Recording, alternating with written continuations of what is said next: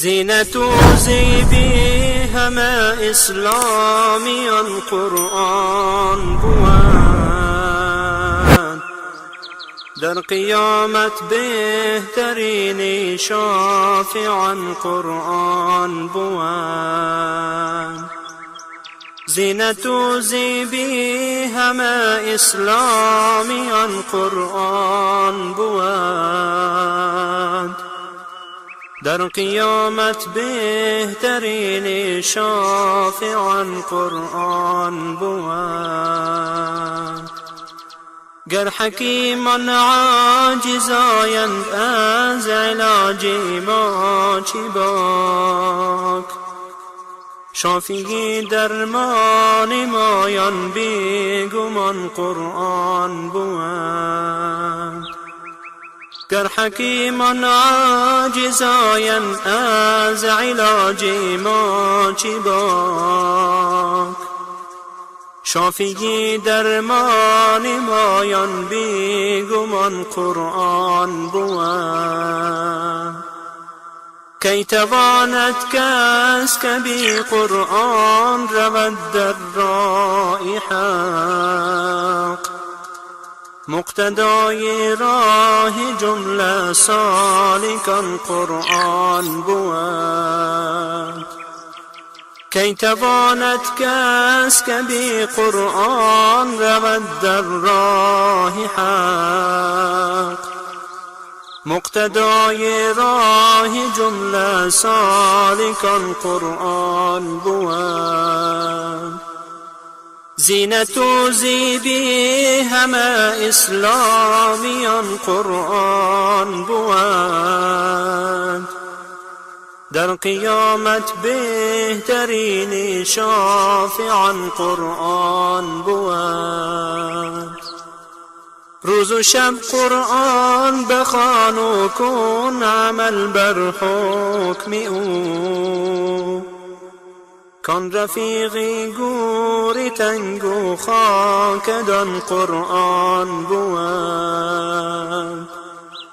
روز و شب قرآن بخوان و کن عمل بر حکم او، کان رفیقی گوری تنگ و خاکدان قرآن بود. رو تمسک زن به قرآن تا رساند با خدا، رشته حبل المتین با امان قرآن بود. رو تمسک زن به قرآن تا رساند با خدا، رشته حبل المتین با امان قرآن بود.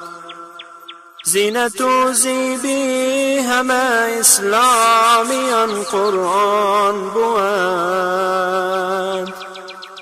در قیامت بهترین شافعان قرآن بود. مؤمنان را رهنما گردید قرآن خدا، تیغ بر فرقی جهود و کافران قرآن بود. مؤمنان را رهنما گردید قرآن خدا، تیغ بر فرقی جهود و کافران قرآن بود. چشم روشن می شود از دیدنی او دم بدم، تیز فهمی قاریان و سامعان قرآن بود.